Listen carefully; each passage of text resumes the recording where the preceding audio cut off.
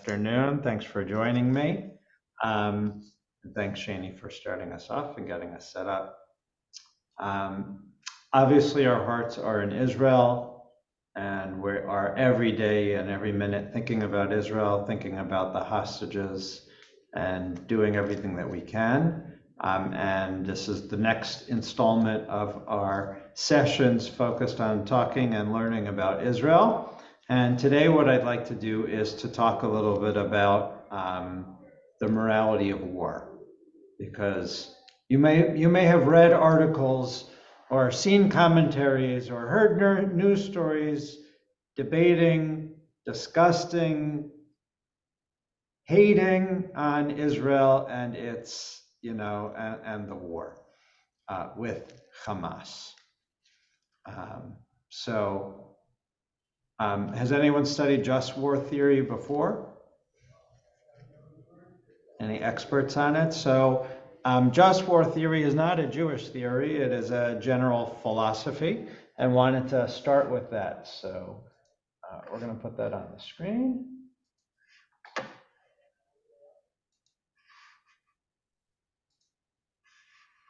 Okay, so can everyone see my screen? Just war. So there are 7 components to what is considered a just war or a moral war. And this is sort of an international accepted ruling. This is in Jewish. It does come a little bit from some Christian, ancient Christian writers and some others, but this is sort of a general thing. So, and this is a summation that I found online from this professor from Mount Holyoke. Someone want to read to me the 7 principles of a just war? I'll read.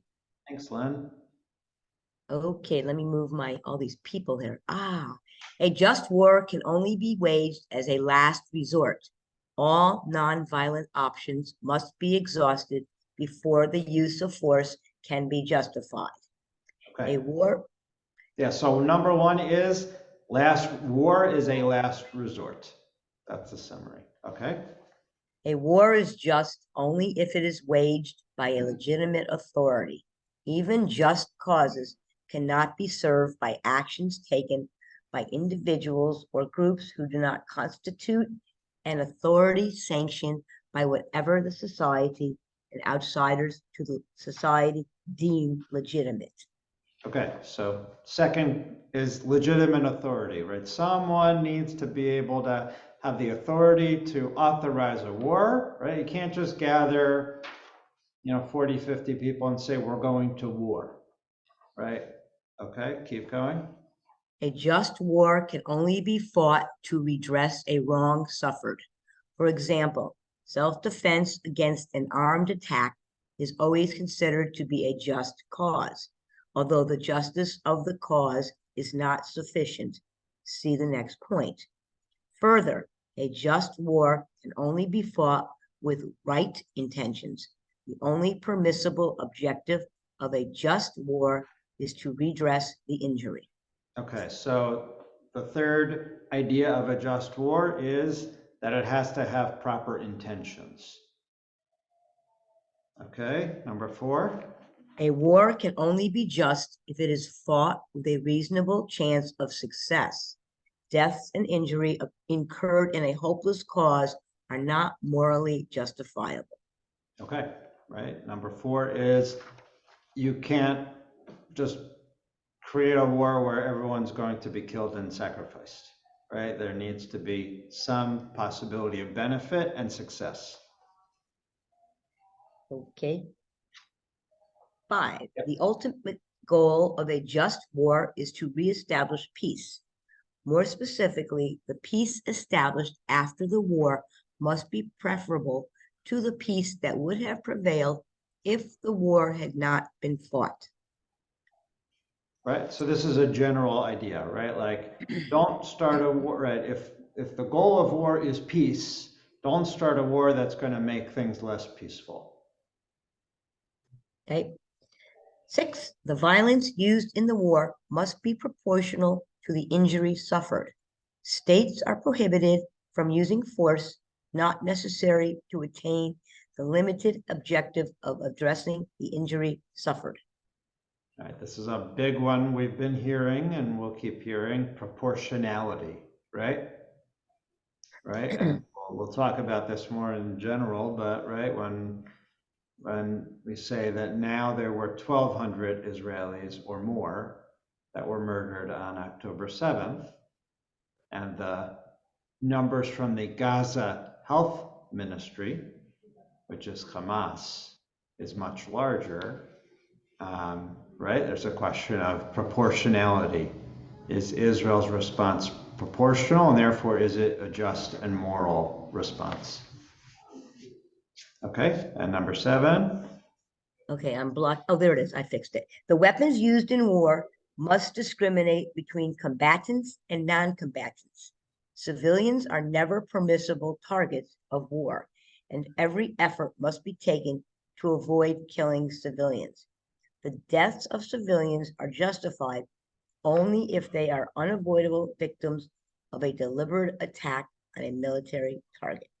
Okay, so this is the differentiation between civilians and or combatants and non-combatants. Again, right, this is something that we hear in the news a lot, right? The question of who is Israel targeting? Yeah, go ahead, Eric. Got to address that one. I think it's been when Hamas did all those parades, before all this, they were very much in uniform. But I think it's been documented pretty clearly that they're wearing civilian clothes. So the ability to distinguish between civilians and non-civilians is somewhat compromised. So I don't. This particular point, I think unless I'm completely wrong here, I believe they are always in civilian clothes. Right. Well, and also, again, we're going to break it down later, but the use of human shields is the other piece of this too. But this is about distinguishing combatants from non-combatants. And I think, well, I'm sure you read the same things I've read. Right, but when we look at those 7, which I took off the screen, but you're right, there's a question of, right, and now you can, now we can get our sort of brain moving on why there are, why there are all these larger questions that the world is potentially asking when they're looking, and there are multiple narratives and multiple stories that are being told about what's happening in multiple news networks. So we're going to look at the Jewish side of this, right? This was secular or general, with, again, coming from original Christian idea, but also we have to look at it in 2 sides. Number 1 is, right, who is Israel fighting against? Who is Israel in war against? And obviously, if we look at what Hamas did on October 7th, we definitely know it was not a just war. It was, almost, I think every single one of these was a no, right? Last resort, legitimate authority, intent. Well, that I'm not going to touch, but reasonable chance of success, right? Is this going to create a better peace? Proportionality, right? And differentiating between combatants and civilians, right? So any other sort of opening thoughts, reactions to this idea of just war theory before we start to look at some Jewish sources? I know it's not the purpose of this class, but I want to think about the Russia-Ukraine issue also. Yeah, right. This is general, right? We're zooming in specifically on Israel, but now we're starting with this larger piece. Yeah, Ruth? Did this address in any way state actors versus non-state actors?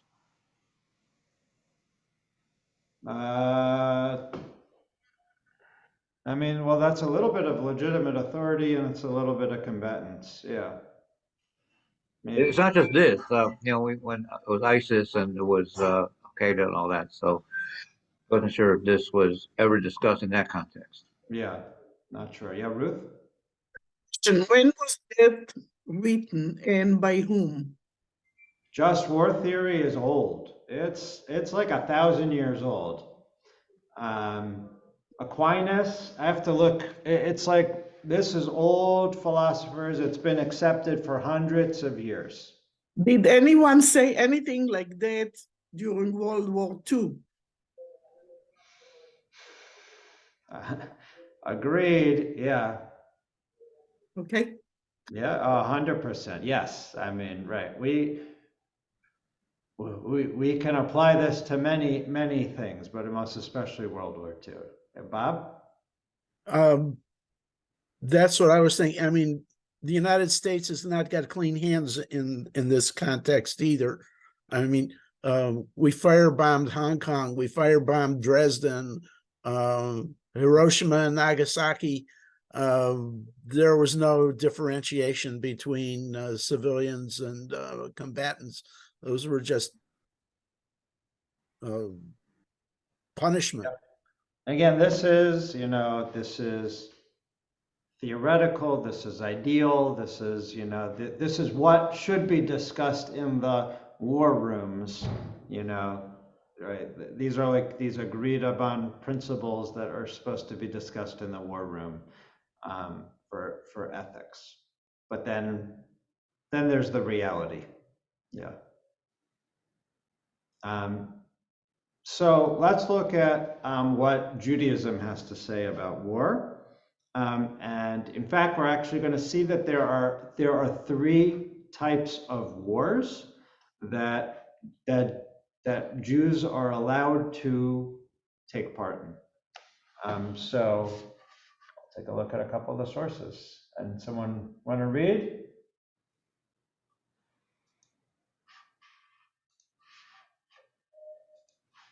See, I got a couple of source sheets up. Let me just see which one I want to do first. This one. Can you see the screen? No. Yes. Yes. Okay. Someone want to read the first type of war? Number one, Yep. Thanks, Eric. a quote unquote required war. Milchemet Chovah is a war explicitly commanded in the Torah. It applied to the 7 nations of the Canaanite region and to them alone. It is not only war, but genocide. This category may not be applied to anyone else. Therefore, this reason is obsolete. Okay, and then we'll look at the source. If you read Deuteronomy 7. Okay.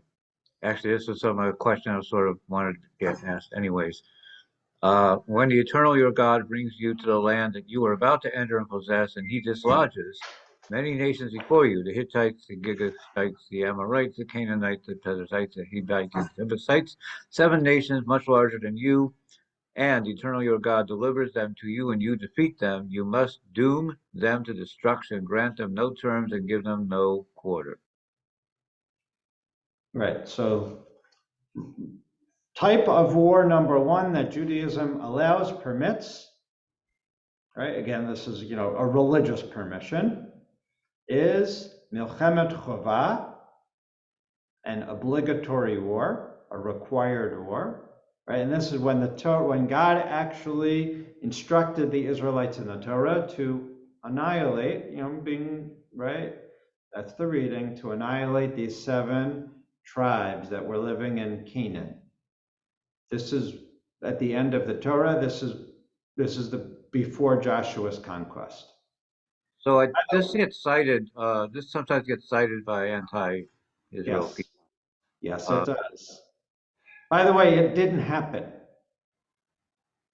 The first thing is, historically, it did not happen. Right? If you read the stories in the Bible, these people are actually still around. And they're still influencing different things. So it did not happen to that extent. And it never happened again, as you read from the introduction from Joseph Mesler, who put this source sheet together, right? This was the one and only time when it was prescribed, and it didn't happen. Yeah. Okay. I mean, there's never been a Milchemet Chovah anymore. So This is this one and only case, and yes, it is 100% problematic. All right, now we'll get to the two that are realistic. All right, Eric, you want to read the Okay. introduction? The second kind of war is an optional war, Milchemet Reshut. This is a war that a king of Israel wanted to fight with the authorization of the Sanhedrin, the Supreme Court of ancient Israel. It required 71 out of 120 rabbis to authorize it. These wars refer to the wars of King David. Neither a king of Israel nor the Sanhedrin exists today, rendering this reason also obsolete. All right, you want to read the source? All right. Mishnah Sanhedrin. The king may lead the people out to an optional war with the consent of the court of 71. He can break through private property and build a road, and none may object. The king's road has no measure, and everything that the nation plunders they place in front of him, and he takes the first portion. What's that? Intimate domain? Domain? Yeah. Yeah. All right, so again, there's this idea that a legitimate authority can, what would be a good example of an optional war, do you think? Milchemet Reshut.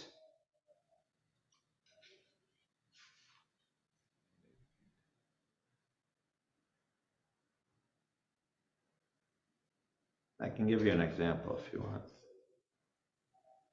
Yeah, Okay, I'll Tybal? take an example. Oh. Would Tybal? it be, would it be something where it's not clear that I don't have the right word, but sometimes there may be a skirmish that it's clear that if you don't respond, it will lead to much more escalation. And sometimes a skirmish is just a skirmish. That could be the part two. I always think of this idea of the optional war is that the king or the ruling authority they want to expand their property, right? Or like there's a natural resource in the country next door that I would very much like to have, right? Do you know stories like this? How about Ukraine? Yeah, right. There you go. Right? Right, that a ruler decides they want to take over their neighbor, right? Definitely not following those principles of the just war that we saw, right? But here, at least with the legitimate authority, is that the king needs to actually get authorization from a larger, group, right? The court needs to agree to it. Again, that's not the situation, at least for Israel, right? It does sound, like you said, a little bit like Putin and Ukraine. Let's look at option 3. Right, the third kind of war is a war waged in defense, called a mitzvah war, and it still applies today. Mitzvah war in Hebrew is milchemet mitzvah. So mitzvah war is a little bit interesting way to translate it. It means a war, a required war, a necessary war. That's probably a better translation. And Eric, you want to read it? All right. Numbers? Numbers 10:9. You are at war in your land against an aggressor who attacks you. You shall sound short blasts on the trumpets, that you may be remembered before the eternal your God and be delivered from your enemies. Okay, meaning that you go out and repel. You're allowed to defend yourself if someone comes to attack you. And then the Talmud expands upon it, if you want to read. Eruvin. Rabbi Huda said that, Rab said, if foreigners came with regard to lives, they may go out against them with their weapons, and they may desecrate Shabbat due to them. And with regard to a town that is located near the border, even if they did not come with regard to lives, but rather with regard to masters of hay and straw, i.e., to raid and spoil the town, They may go out against them with their weapons, and they may desecrate Shabbat due to them, as a border must be carefully guarded in order to prevent enemies from gaining a foothold there. Let me just pause here for any comments or reactions to that. Not not That's specifically to spooky. that, but I was just wondering, what would you call the Korean conflict? It's been started in 1950 and we're still there. It's like, I mean, are we ever gonna leave there? Well, I think, and then we'll talk about the spooky thing, right? If you go back to the just war principles, right, the question is like, what was the intent, and is it going to bring a better peace, right? My reaction is that it happened on Shabbat, Yes. October 7. Yeah, so it's, as Eric said, it's a little spooky, or like it's a Yeah. little, but it feels like this Talmudic passage written, 2,000 years ago, or approximately, right, is speaking to what happened 6 weeks ago. It's Right? almost it's almost exactly. Right? Right. If enemies come, or foreigner, right? If other people come, right, and try to take out our lives, right, on Shabbat, you're allowed to break Shabbat in order to defend yourself against them, right? And in particular, even a border town, right? If it doesn't even seem like it's necessarily a life and death situation, but just protecting your property, you're allowed to defend yourself. Yeah, this really seems like it's talking to us. All right. And then this just says that Babylonia is considered like Israel also, because that's where they were living, right? So, by the way, this then would expand to us living in the diaspora. This is basically saying even when you're in the diaspora, right? For us in America, right, we're still considered like a border town.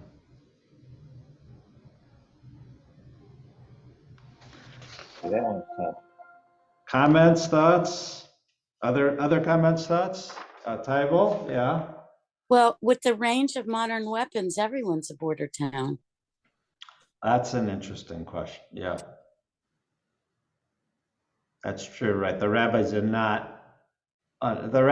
not foresee, you can attack somewhere very far away. It's true. Thank you for that. And then the last source from here, which you've probably heard before, this is a famous one, Eric, if you'll read it. All right. Assail the Midianites. Why? For they assailed you. From here the sages said, rise and kill the one who comes to kill you. Which means I think kosher. I think that's talking about a preemptive Yes. war. Right, this is saying that, right, whereas the first sources that we looked at were if someone comes and attacks you, it is a melchemet mitzvah, right? It is a required war to go out and defend yourself against them, right? And then it expanded to even a question of whether it was a life and death situation or just protecting the border and the property. But here it's getting to the fact that it's not just if they actually are coming and killing you, right? This is that if there's intent that they're going to come and kill you, then it is kosher to preemptively prevent that. Right? And this is 6-day war, and go down the list of when Israel has done a preemptive strike. So how does this apply when they say that we're coming to kill you? That's basically the 6-day war. Remember what Nasser was saying just before that, of north of annihilation, which I'm sure probably because we basically did we attacked Yeah. on the 5th. So, Yeah. but they were very clear what they Yeah. intended to do. Yeah. Well, looking at this source, and we can look a little closer if you want, because this is just like a little, just a little quote, right? Assail the Midianites, for they assailed you, right? You know their intent, if you see Midianites, you know what they're going to do to you, right? Meaning, No, that says they've done it already. It says they assailed you. That means they did it, right? yeah, they did it already, exactly, right? They did it already, and you know what's coming the minute you see them. Yeah. Right, so it's okay to take things into your own hands and prevent it in the future.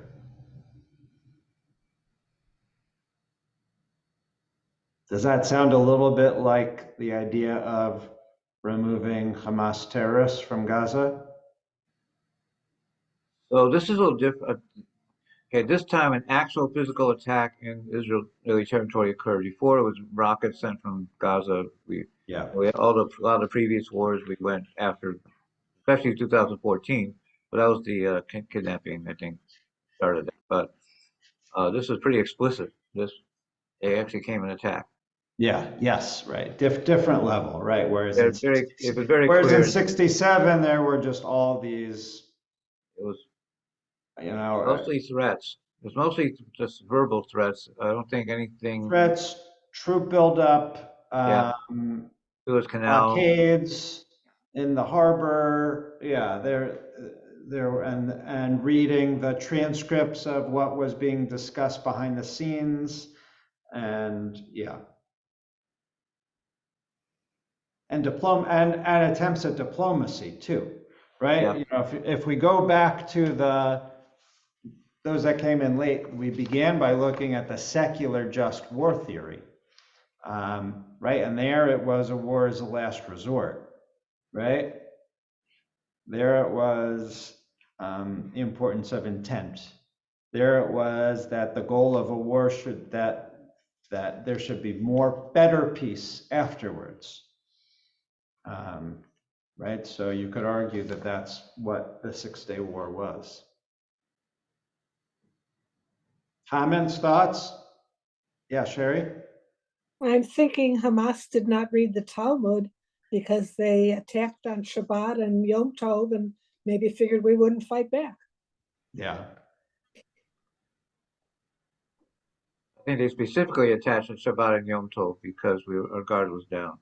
Well, and it was so close to the 50th anniversary too. Yeah. Other comments, thoughts?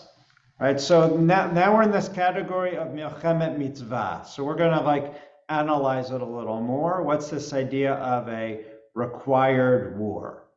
Yeah, Tybal? I just have to say, because calendar is my thing.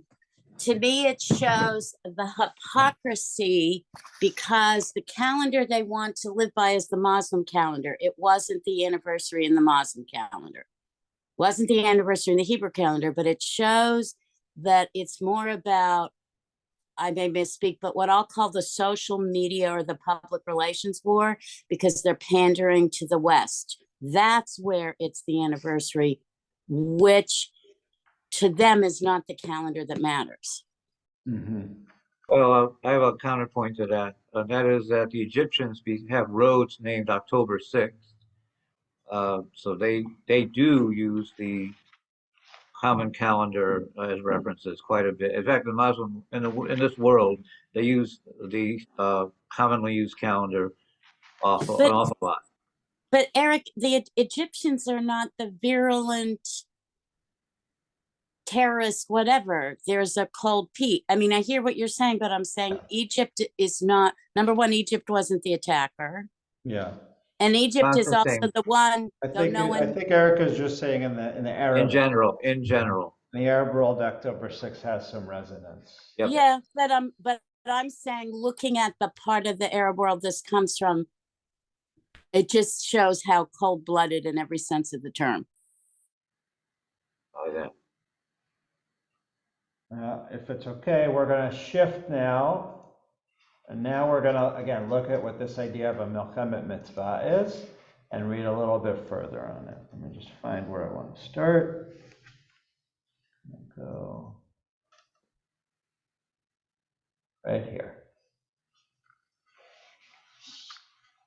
Someone want to read? read? You know, Eric still or somebody else? I also like it. I'll gladly yield. I go for it, Eric. Yeah, I'm not. Yeah, okay. Okay. War, neither Amil Kemet, closer here, Harishut or Milchemet Mitzvah shall not be waged against anyone until they are offered the opportunity of peace. As Deuteronomy 20:10 states, when you approach a city to wage war against it, you should propose a peaceful settlement. If the enemy accepts the offer of peace and commits itself to the fulfillment of the 7 mitzvot that were commanded to Noah's descendants, none of them shall be killed. All right, pause here. I'll stop here for a second. So even in a mitzvah war, even in a war that is required, not just an optional war, what is the first thing that Jews should do?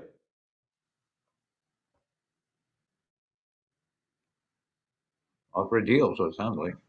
Yeah, make peace. Right? Like, yeah, for all that we're talking about war, right?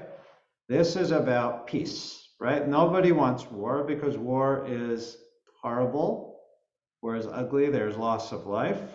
I mean, more soldiers were killed today, I think I saw, right? And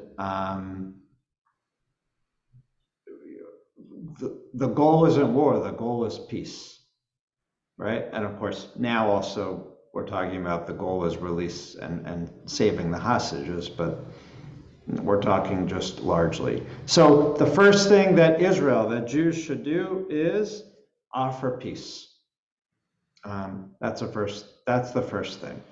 Okay, and then if you look at this text, now we're looking at, remember, the text said that, right, they just annihilated every single person, right, that it was genocide, and now look at what the reality is. Eric? All right. Joshua sent 3 letters to the Canaanites before entering the promised land. At first he sent them, whoever desires to flee should flee.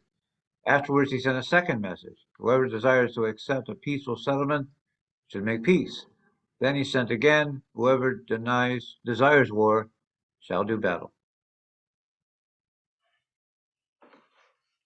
So it doesn't say what happened, right? It doesn't say what the answer was. It doesn't say what the response was, but what was offered. Well, first offer them to flee, then make them an offer, and then only after that. Mm-hmm. Does this sound like anything that's happened recently? Yes, Israel used to send flyers or call people, call them and tell them we are going to bomb your building, get out. I heard they were still doing it in Gaza in the last 6 weeks. Oh yeah, it happened within 6 weeks. I'm not sure in the last few days. But No, yeah, really early they on. have no connections. I don't know if they can do it. Yeah, no, I've Well, heard that they were still doing it. Yeah. They were dropping all those leaflets, and then there was some roof knocking early on, and actually phone calls were made. Yeah. Who do you call? Who do they call? I mean, like, how do they pick? I don't know how. They can do They can do like a regional cell phone. Yeah. They actually talked to Gazans. I mean, they have. Like an Amber Alert type thing that goes out to everyone. Yeah. But who else in the world wages war and warns the people first? No one. Who else in the world brings incubators to a hospital for babies, and still we get the anti-Semitism? Yeah. Yeah. Well, right. Part of my goal is, I didn't state this, is right. Like we started with these principles. If you came on early, principles of just war, which is secular, that sort of everyone agrees to. And the question is, now that we look at it and what Israel is doing, right, in their war with Hamas. By the way, not with Gaza. The war is with Hamas, right? Like, is it, how many of these bullet points of the 7 necessary things for a just war are they doing, right? And ARDA, obviously, it's a big PR thing, and if you heard Prime Minister Naftali Bennett speak on Wednesday, he admitted, like everything else, Israel does not have a good PR machine, and everything gets spun as Israel's fault. Anything else about the fleeing? Does this sound like the open corridors, Yeah. right, does. right, trying to push civilians down from North Gaza to South Gaza and trying to broker a thing with Egypt to get, at least Egyptians and foreign nationals to leave Gaza. Yeah, Bob? Compare it to Russia with the Ukraine. Yeah. They don't open corridors. They don't notify anybody. They attack civilian locations. Yep. And make no compromise to negotiate or make things easier or do anything for the benefit of those they're attacking. Yep. Yes. We'll show you one other piece, which you probably have heard this one before, or a few more. Yeah. Eric, you want to read number 7? This is all, by the way, these laws are now, I didn't say what the source is now. We've moved to Maimonides, Rambam, his Mishnah Torah, his law code. He has an entire section about war and the laws of war.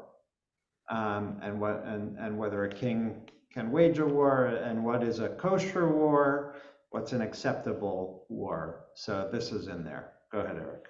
Okay. When a siege is placed around a city to conquer it, it should not be surrounded on all 4 sides, only on 3. A place should be left for the inhabitants to flee, and for all those who desire to escape with their lives, as is written, Numbers 31, and they besieged Midian as God commanded Moses. According to tradition, he commanded them to array the siege as described. Okay, by the way, did you hear that when Israel was approaching and beginning to work on the hospital, Al Shifa Hospital, they left one side open? Yeah. If you remember that? The east side, side it left open. Right, so again, this seems to be sort of playing out just like it's in halakha, just in Jewish law. I mean, what type of siege is it if you're leaving one side open, right?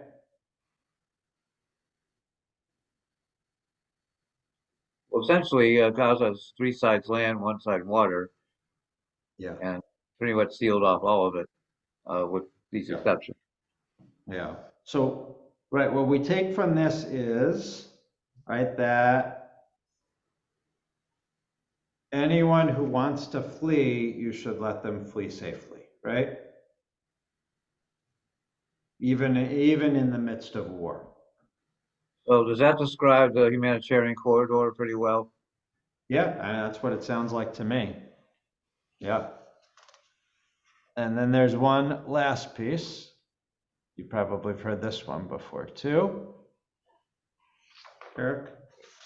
We should not cut down fruit trees outside the city nor prevent an irrigation ditch from bringing water to them so that they dry up, as Deuteronomy states. Do not destroy its trees. Anyone who cuts down such a tree shall be lashed.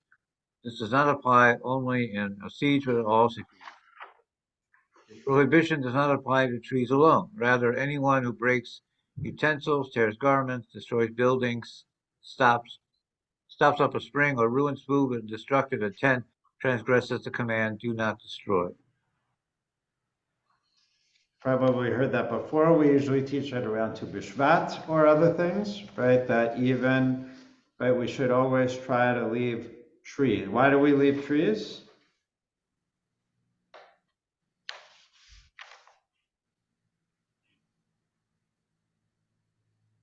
What's the reason for this? Trees give shelter? I don't know. They produce fruit. Takes time. Yeah, so number one is it provides life. food. Yeah, and also we're already thinking about post-war. Right? Or if you remember, one of those things about the just war theory is like, what are you making sure that post-war is going to be better than pre-war? Right? So it's this focus on the future. Not sure realistically now if this is done. You know, this is a little bit realistic. This one's tough, especially with, well, some of what we've seen. Yes, Doesn't it's look like very much tough. left. It's very tough, right, with the images that we've seen from Gaza and other places too. I By the assume, way, I'll give you you know, this is, I don't want to be all doom and gloom and then I'll talk about, but I don't know if you saw the news today that the Chadar Ochel, the dining hall at Kibbutz Be'eri, was open for the first time, and that the residents that have returned home had a communal meal together today. That's I great. saw a beautiful That's picture nice. of that. That's good. Yeah. Bob, did you want to say something? I assume when Israel takes down a building, it's not for spite, but it's for a military purpose. That is the hope. I mean, we believe that Israel is fighting a just war and that Israel is moral, right? So in a minute, we're going to look at those 7 now and then apply them to Israel. I wanted to look at one more piece, which is, if I can find it.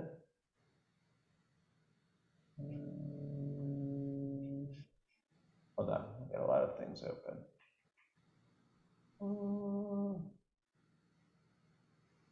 Here we go.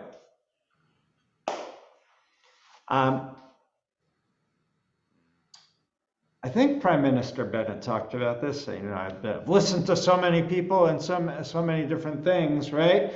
As you know, one of the big issues prior to October 7th over the last many years has been whether Haredi, right, ultra-Orthodox religious people would serve in the army, right, and the exemption. And you may have seen that now there's been a real, you know, that Haredim are lining up to enlist. Actually, this was written years ago in 2014 from a yeshiva. This is actually a yeshiva in the West Bank, Yeshiva Har Bracha, but they sort of addressed this in particular with the mitzvah, with the milchemet mitzvah that we're talking about, right? So the question is, right, at this moment, is it more important for people to study Torah or to enlist in the army? Right? It's a real question, right? And Eric, you want to read it? All Just right. that little section. This section? Okay. Although the mitzvah of Talmud Torah is equal to all the mitzvot, the basic rule is that any mitzvah that can not be performed by others overrides Talmud Torah Moed Katan. The same holds true for enlisting in the army. When there are not enough soldiers for Israel's security, Torah study is canceled to serve in the army. In regards to the Torah and our sages' explanation concerning the case of a man who had built a new house and not dedicated it, etc., being exempt from army enlistment, this refers to a milchemet reshut, an optional war. But when it comes to a milchemet mitzvah, an obligatory war, such as a war to rescue Israel from an enemy, the entire nation must go out to war, even a groom from his chamber and a bride from her pavilion. This is also the ruling of Rambam. We have also pause found, here. There's actually, the Talmud says, the Bible says, the Torah says, right, that 3 people don't have to serve, right? If you just built a house but you haven't lived in it yet, if you are either engaged, about to get married, or you're newlywed, right, that you can sort of spend time with your bride or your groom, right? And if you planted a vineyard but haven't yet harvested that first crop, right, that those things are like really important and that you should do that. but that only applies to an optional war, right? This is a required defensive war to protect. We didn't say that. We never said this, right? This war that is happening now, it is being deemed as necessary for the existential existence of maintaining Israel, a safe Israel, and making sure that Israel survives safely. All right, you want to keep reading the second paragraph? Okay. We've also found that the students of Yehoshua ben Nun and King David went out to war without relying on miracles, and were not concerned about the neglect of Torah study, Yitul Torah. Regarding the statement in the Talmud that Torah scholars do not require protection, it is not referring to a situation of safek pikuach nefesh, a doubtful life-threatening situation. Rather, Torah scholars are exempt from protection intended primarily to prevent theft. When the lives of Jews need to be defended, it is a mitzvah to rescue them from danger. And with regards to the mitzvah of pikuach nefesh, it is a mitzvah for the greatest Talmidei Chachamim to act first. Right. That last line that Eric read is the most important line from this. When the lives of Jews need to be defended, it is a mitzvah to rescue them from danger, right? And that's pikuach nefesh. And it is a mitzvah for the greatest of students to enlist, join the army to defend the Jewish people. I'm going to stop the share, and then I know we have Tybal and Lynn wanted to say something. So if that was calling on, sorry, go ahead. If that was calling on me, when you just read, or when the part was read about suspend Talmud Torah and go fight, what occurred to me though is those whose lives have been immersed in learning.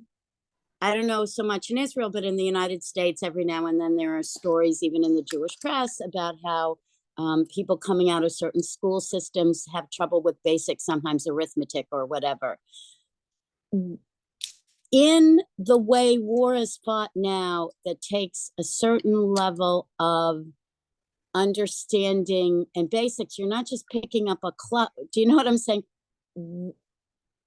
Taking a significant number of untrained people who may not have the basics of certain kinds of whatever literacy, to me, that's as much, it could be as much of a hindrance, at least in the beginning, than a help.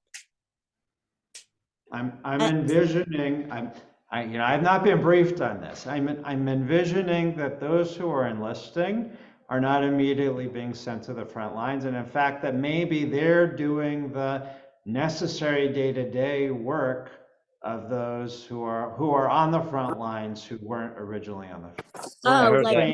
Like the laundry, or and a lot of there's logistics and other things. Yeah, I heard that. That's my what I'm seeing.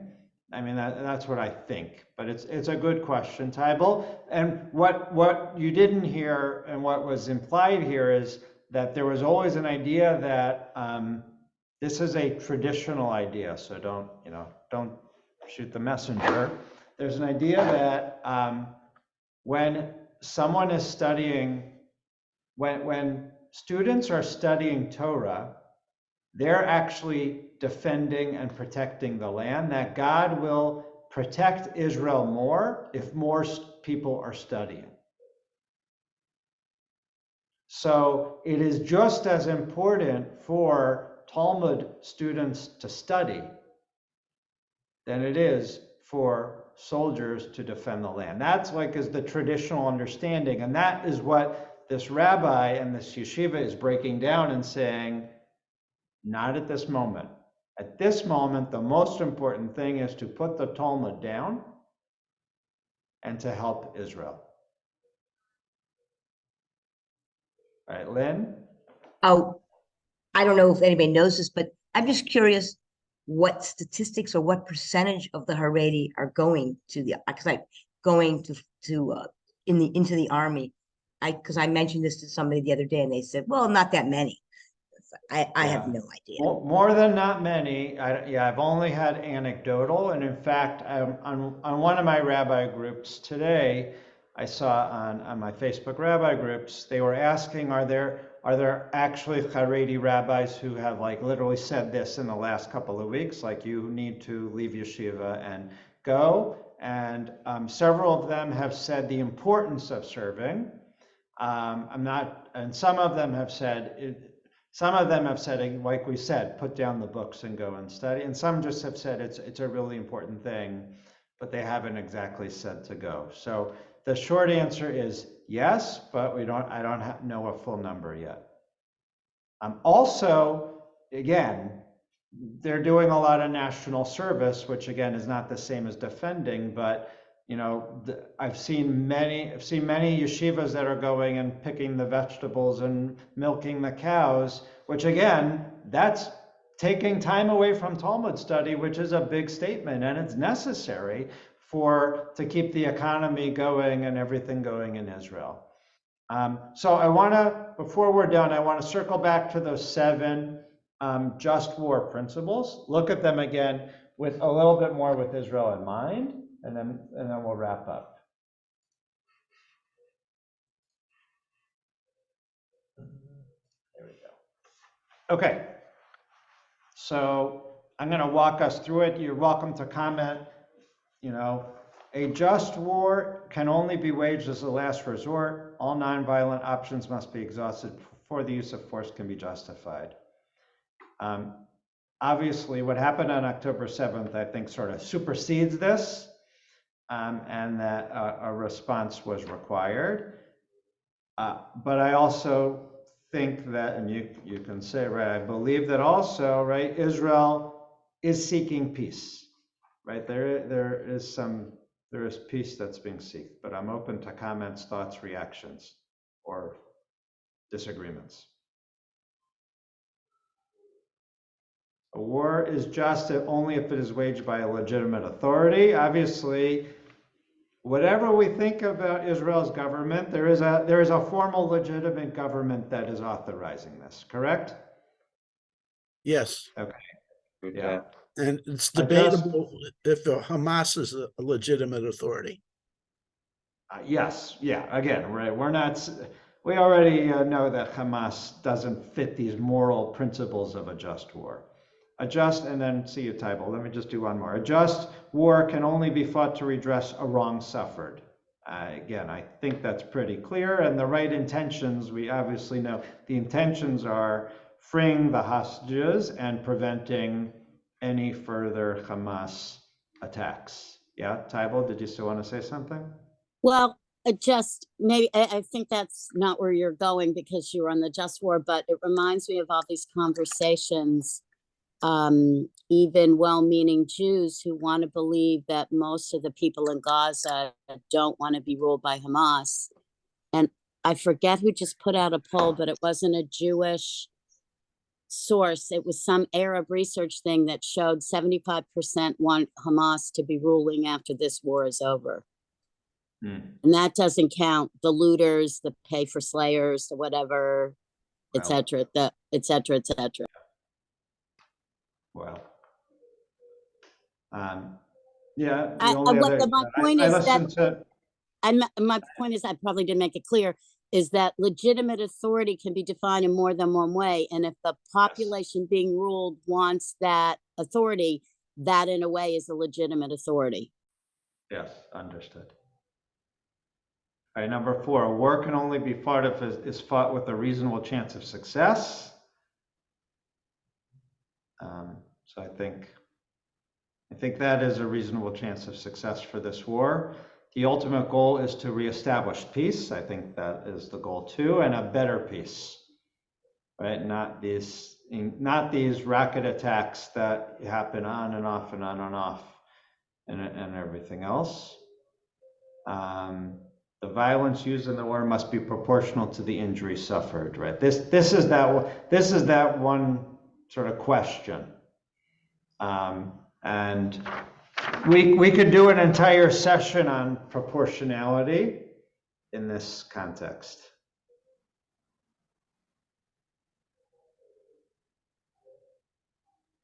And as we said before, this really 6 and 7 are the same because proportionality fits in with combatants versus non-combatants, right? So the numbers that the Gaza Health Ministry, which is Hamas, right, says of how many people are killed, they don't say how many were Hamas terrorist militants, right? They just say Palestinians, correct? There's no Yes. differentiation. You know, even if their numbers are correct or not, and there's a lot of question on the numbers, and question on the pictures, and the use of human shields, as we talked about before. And that they're operating out of hospitals and ambulances and schools and everywhere else. Yeah, Tybal? I know, broken record, but the whole operating out of hospitals, schools, and mosques. I mean, we've seen in the United States when it's a big enough crowd that our law enforcement just steps aside. My point is, after all these decades, if the majority of the population in Gaza objected to that, they wouldn't be able to continue doing it. It's tacit approval on the part of the population being used as human shields. That's what I think. It's difficult, yeah. And they just, I don't know if you heard, Israeli soldiers recovered closed circuit TV cameras from the hospital. And they definitely see 2 hostages that were brought into the hospital. And again, you know, like no one in the hospital, you know, no medical staff in the hospital or anyone else, right, said that there were ever hostages there. So it's a question of, do they fear their lives and they can't speak? You know, I don't know. Are they complicit? Are they, you know, I don't know. Yeah, Rabbi, I know I'm jumping in, but it just seems to me, what was the election? The election was 2006, right? Israel pulled out in 2005. The election was 2006. They took over in 2007. If vast majority were not complicit, tacitly approval, that's a lot of years not to have moved. Not everybody. We know that from the Shoah. If you have elderly parents to say, whatever, sometimes you can't move. But there's been no large mass movement of people in Gaza who could conceivably get out, or their young people get out, whatever. Overall, the population, to me, it's just common sense. The population knew and they approved because it's been going on since 2007.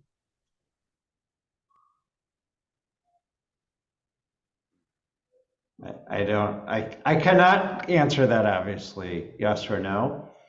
You know, I guess my answer, which is not an answer, I'm gonna go around it, is I know that the border communities in Israel that were most heavily attacked, have the heaviest losses, were communities that were focused on coexistence.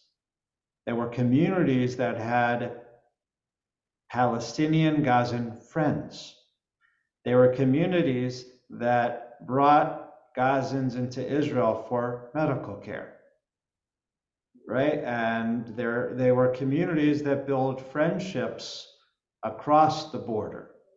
So I can't answer your question, but that's all I can just tell you that was pre-October 7th. So we're going to wrap up in a minute because it's a little after 1. Thank you for learning with me.